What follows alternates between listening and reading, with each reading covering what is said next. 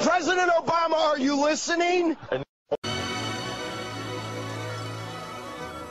And here at the Harper Library and the University of Chicago, our distinguished guests have their own ideas too. So let's join them now. It seemed to me he was saying that the golden age for America, when it was truly a land of opportunity, was the late 19th, early 20th century. No regulations, no permits, no red tape.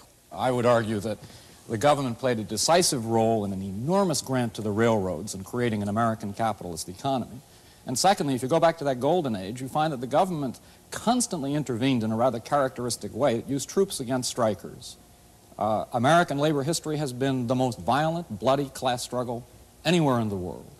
And the government, up until 1932, the law, the courts, the society, always sided with business, always sided against working people. Therefore, I would argue that both economically and in terms of repressing the attempts of people to assert their freedom, government prior to the rise of the welfare state in this country was more or less owned by business. Milton Friedman. Michael Harrington is seeing the hole in the barn door, and he's not looking at the barn door itself. The plain fact is, during the whole of that period, while government did intervene from time to time, and mostly to do harm, I agree with him that government intervention was, in the main, not a good thing, tariffs, for example. On the other hand, throughout that whole period, government spending, federal government spending, central government spending, never was more than 3% of the national income. It was trivial.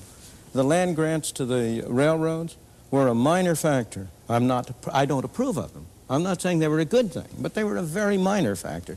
One has to have a sense of proportion, and that goes to the whole discussion. I am not an anarchist. I am not in favor of eliminating government. I believe we need a government.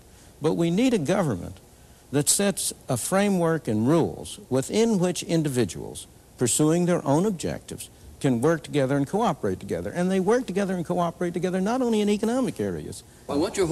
Michael Harrington? I just think that two things. One, to view freedom positively, I think people over 65 years of age in the United States today are freer now because of Medicare. I do not think that the freedom to die from the lack of medicine was a very good thing. Secondly, related to industrialists, I think that one of the startling things about American history is that when Franklin Roosevelt was saving the system from itself, the main beneficiaries were screaming bloody murder at him for being a traitor to his class, when he was in fact the salvation of that class. And I think therefore, if you look at our history, I do think you find a tremendous myopia on the part of industrialists, and you find that the positive increments to our freedom, interestingly enough, have not come from the college graduates, but often from people with, not from the best people. It's come from working people, it's come from poor people, it's come from blacks and Hispanics and the like. Milton, would you reply, but then tell us why you took us to Hong Kong to prove something? Sure. Unaccustomed as I am to agreeing with Michael Harrington, I will agree in part with what he's just said. I do not believe it's proper to put the situation in terms of industrialists versus government. On the contrary, one of the reasons why I am in favor of less government is because when you have more government, industrialists take it over. And the two together form a coalition against the ordinary worker and the ordinary consumer. I think business is a wonderful institution, provided it has to face competition in the marketplace, and it can't get away with something except by producing a better product at a lower cost. And that's why I don't want government to step in and help the business community. Now, I want to go to your question about Medicare. There are many people who have benefited from Medicare, but you're not looking at the cost side. What has happened to the people who are paying for it? We don't have a free good. It isn't coming from nowhere.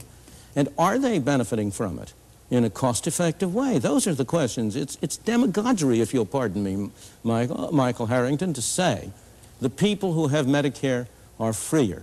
Of course, in one dimension. But they themselves have been paying all their lives. And have they gotten a good bargain? At the moment they have. The young men, the young working people who are going into Social Security now, they're going to get a very raw deal indeed.